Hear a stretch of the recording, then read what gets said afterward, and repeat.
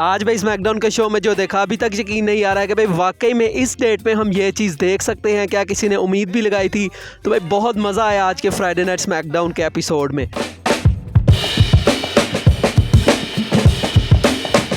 तो इस वीडियो में गाइस हम लोग बात करने वाले हैं आज हुए फ्राइडे नाइट स्मैकडाउन के एपिसोड के बारे में, जो कि रॉयल रंबल के बाद पहला एडिशन था फ्राइडे नाइट स्मैकडाउन का। और इसको किक ऑफ करते हैं हमारे United states champion Logan Paul. और भाई लोगन पॉल यहाँ पर आकर बताते हैं कि केविन ओवेंस ने उनको किस तरह से काफ़ी ज़्यादा टफ टाइम दिया। उन्होंने उनको इतना समझा नहीं था, लेकिन भाई उसने काफ़ी ज़्यादा अच्छा काम किया और भाई वो काफ़ी ज़्यादा मुझे डैमेज पहुँचा चुका है, इससे भी ज़्यादा जितना मुझे फ्लॉयड मेवेदर ने पहुँचाया था। और उसके बाद वो ये भी कहते हैं उसने मुझे नॉक भी कर दिया, लेकिन उसके बाद भी वो जीता नहीं और मैं अभी भी चैंपियन हूँ। और वो जो कहते हैं कि भाई मैं इस लॉकर रूम में सबसे ज़्यादा स्ट्रॉन्ग हूँ। लोग रो रहे हैं भाई मेरी ट्राइसेप, मेरा लेग। यहाँ पर वो सेथ रॉलिंस और सीएम पंक के बारे में बात कर रहे होते हैं, तो उन्होंने कहा कि भाई सबको इंजरी होती है, लेकिन भाई मुझे इंजरी नहीं होती क्योंकि भाई मैं सबसे ज़्यादा मजबूत हूँ इस पूरी इंडस्ट्री के अंदर। और भाई उसके अलावा अपने आप को बीस्ट ऑफ द ईस्ट और बेस्ट इन द ईस्ट इस तरह से भी जो है वो कह के बुलाते हैं। और उसके बाद केविन ओवेंस यहाँ पर आ जाते हैं और वो कहते हैं कि भाई हम लोग तुम्हारी बकवास को नहीं सुनना चाहते। और वो कहते हैं कि तुमने अपने बारे में काफ़ी ज़्यादा चीज़ें बोली, लेकिन तुम एक अनबेयरेबल इडियट हो, ये चीज़ तुम कहना भूल गए। और हाँ भाई रॉयल रंबल की जहाँ तक बात रही,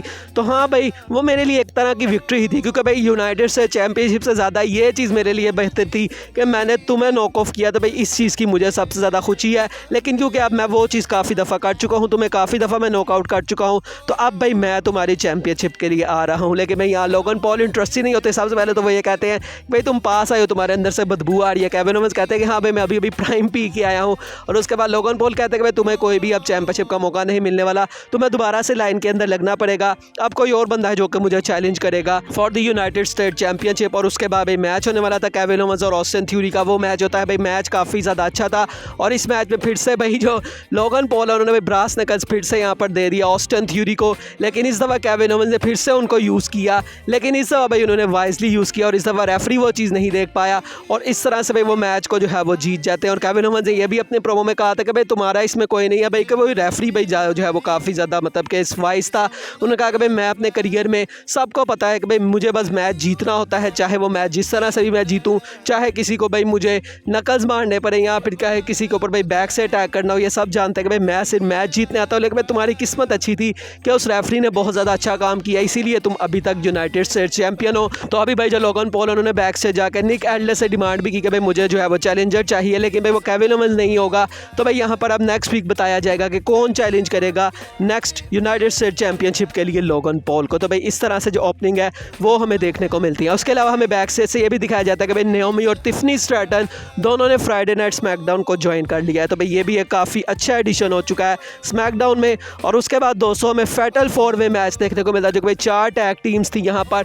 और भाई जो भी मैच को जीतेगा वो अब फ्यूचर में मतलब इन पिक्चर आ जाएगा for the tag team championship, क्योंकि भाई जो रॉ है वहाँ पर भी इसी तरह से एक मैच होगा। और भाई दोनों जो जीतेंगे टैग टीम मैच वो फिर आपस में फेस करेंगे और उनको जो भी जीतेगा वो भाई जजमेंट डे को फेस करेगा। और इस मैच के अंदर जो बुच और टाइलर बेट हैं वो मैच को जीत चुके हैं। उसके बाद दोस्तों में बैक से दिखाया जाता है कि भाई आस्का, कैरी सेन और ईओ स्काई भाई तीनों आपस में बात कर रही होती है। और यहाँ पर ईओ स्काई कहती हैं कि भाई आज हमें जो बेली है उसका काम तमाम करना पड़ेगा।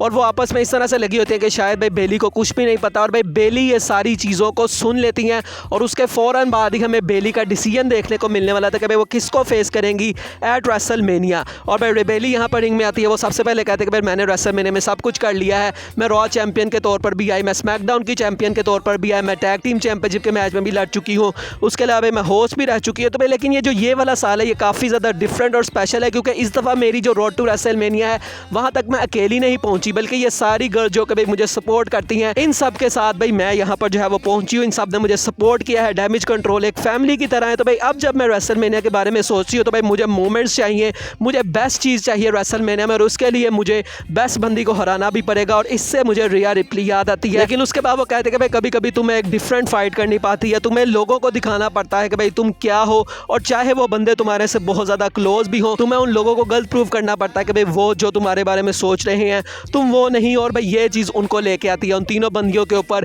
जो कि पीछे ही खड़ी थी। और भाई यहाँ डकोटा गाय आज नहीं थी, जिसके बारे में भी हम बाद में जो है वो बात करते हैं। तो भाई यहाँ पर डैमेज कंट्रोल को बेली कहते हैं कि भाई मैंने तुम सबकी बातें जो है वो सुन ली थी, और तुम क्या भाई हंसी जा रही हो। तो उन्होंने कहा कि भाई मैं तो हमेशा से यही चाहती थी कि भाई डैमेज कंट्रोल को मैं बहुत ज़्यादा ऊपर वाले लेवल के ऊपर भी लेके आऊँ, और वही चीज़ मैंने की भी। भाई काफ़ी इमोशनल बेली नज़र आ रही थी, और उसके बाद वो ईओ स्काई को कहते हैं कि भाई तुमने ये मेरे साथ क्यों किया। जब भाई हम तीनों थी, डकोटा, तुम और मैं, तो तब तो भाई चीज़ें बहुत ज़्यादा अच्छी थी। जब से ये दोनों ऐड हुई हैं तो भाई तब से जो हालात है वो काफ़ी बुरे हो गए। और अभी बेली यही कह रही थी कि भाई पीछे से कैरी सेन और आस्का ने अटैक कर दिया बेली के ऊपर, और ईओ स्काई भाई सारी इन चीज़ों के जो है वो मज़े ले रही थी। लेकिन उसके बाद भाई जो बेली है वो भाई रॉड एक जो है वो निकाल लेती हैं स्टेप्स के नीचे से, तो भाई उससे उनकी धुलाई ज़रूर कर दी। और उसके बाद उन्होंने अब ऑफिशियली यहाँ पर चैलेंज कर दिया है ईओ स्काई को फॉर द वुमेन्स चैंपियनशिप। तो भाई ये मैच अब ऑफिशियल हो चुका है रेसलमेनिया के लिए, और भाई इसकी जो बिल्ड है वो काफ़ी मज़ेदार होगी। भाई डकोटा का यहाँ पर नहीं थी, तो मुझे पता नहीं ऐसा क्यों लग रहा है कि भाई डकोटा का शायद बेली का साथ देंगी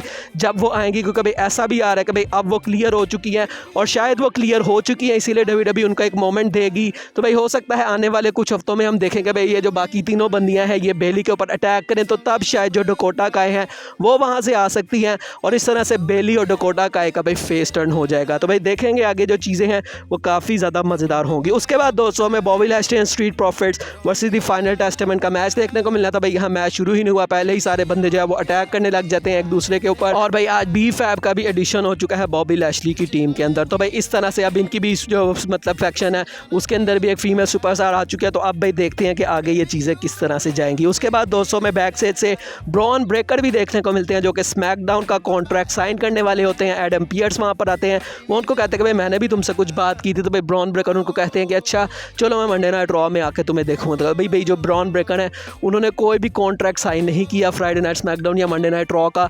तो भाई जो नेक्स्ट मंडे नाइट रॉ का शो होगा वहाँ पर कुछ क्लैरिटी हमें देखने को मिलेगी कि भाई ब्रॉन ब्रेकर क्या करते हैं। उसके बाद हमें टिफनी स्ट्रैटन का भी डेब्यू मैच देखने को मिलता है अगेंस्ट मिशी। इस मैच के अंदर टिफनी स्ट्रैटन इजीली विक्ट्री ले लेती हैं। अब बात करते हैं शो के मेन इवेंट की, जहां पर कोडी रोड्स आज अपना डिसीजन सुनाने वाले थे कि भाई वो किसको फेस करेंगे एट रेसलमेनिया। तो भाई इससे पहले कोई भी आता, रोमन रेंज यहां पर आ जाते हैं। भाई रोमन रेंज सबसे पहले आगे कहते हैं कि अच्छा भाई हम कोडी के बारे में बात करेंगे, लेकिन भाई सबसे पहले वो वाइस मैन को कहते हैं कि भाई मुझे चीज़ों को जो है वो पीछे के लेके जाना बिल्कुल भी नहीं पसंद। भाई मैं चीज़ों को रिकैप नहीं करना चाहता, लेकिन भाई जो मंडे नाइट रॉ में चीज़ें हुई भाई वो काफ़ी ज़्यादा जो है वो ऐसी थी कि भाई जिनको मुझे एड्रेस करना पड़ेगा। वो कहते हैं कि भाई मेरा लिटिल ब्रो सेथ रॉलिंस, और भाई यहाँ पर कोई भी पॉप नहीं आई ऑडियंस की तरफ से। भाई काफ़ी ज़्यादा शॉकिंग था, और ये चीज़ रोमन भी कहते हैं कि एग्जैक्टली भाई नो पॉप। उन्होंने कहा कि भाई उसने कुछ जो है वो चीज़ें कहीं जिसके बारे में भाई मुझे बात करना पड़ेगा। उन्होंने कहा कि भाई उसने कहा था कि भाई उसके पास दी टाइटल है, लेकिन भाई अगर आप देखो तो भाई जो भी उस टूर्नामेंट के अंदर बंदे थे जो कि उस टाइटल के लिए कम्पीट कर रहे थे, मैं उन सबको हरा चुका हूँ। तो भाई ये सब एक तरह के भाई नंबर 2 थे।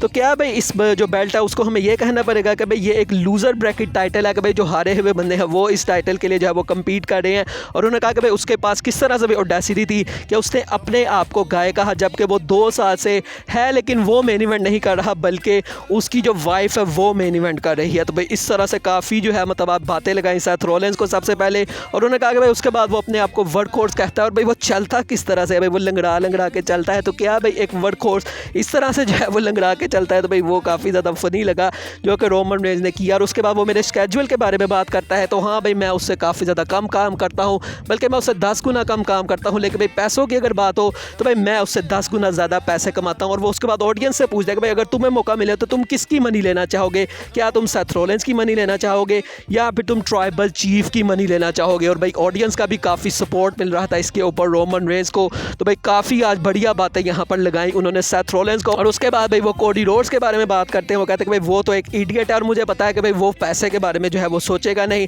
लेकिन भाई मैं तुम्हारी इस तरह से बैग नहीं करूँगा, तुम्हारी भाई उस तरह से तुम्हें नहीं कहूँगा जिस तरह से सेथ रॉलिंस ने कहा था कि हाँ भाई तुम मुझे ही चूज़ करो, तुम मुझे ही चूज़ करो, तुम्हारी अपनी मर्जी है। क्या तुम इस कंपनी के अंदर टॉप के नंबर 2 बनना चाहते हो, या फिर तुम दोबारा से एक ऐसे मैच के अंदर आना चाहते हो जहां पर you will be cracked at number 1 again, मतलब कि तुम्हें फिर से भाई तुम जीतोगे नहीं और फिर तुम फिर से भाई नंबर 1 के ऊपर आने की कोशिश करोगे, लेकिन वो चीज़ तुम कर नहीं पाओगे। तो अब भाई ये तुम्हारी मर्जी है। और भाई उसके बाद कोडी रोड्स आते हैं और वो कहते हैं कि भाई ये जो चीज़ें हैं मेरे लिए ये काफ़ी ज़्यादा पर्सनल है, और भाई अब इसके लिए मुझे भाई काफ़ी ज़्यादा मतलब कि सोचने की ज़रूरत पड़ी। मैंने काफ़ी बंदों से इसके बारे में राय ली, मेरी फैमिली, मेरे फ्रेंड्स, कुछ लेजेंड्स हैं। और भाई एक चीज़ मैं कहना चाहूँगा कि भाई तुम्हें पता है कि तुमने चीट करके मुझे हराया था, और भाई मैं काफ़ी ज़्यादा क्लोज था तुम्हें हराने के लिए, इतना कोई भी बंदा जो है वो क्लोज नहीं आया। और वो ये भी कहते हैं कि भाई सेथ रॉलिंस ने काफ़ी अच्छे पॉइंट्स लगाए, लेकिन भाई एक पॉइंट था जिससे मैं डिसएग्री करूँगा। उन्होंने इस टाइटल को जो कि तुम्हारे पास है इसको हॉलीवुड टाइटल कहा, और भाई इसको चाहे वो जो मर्जी कहे ये अभी भी वही टाइटल है जो कि ब्रूनो सैममार्टिनो के पास रहा,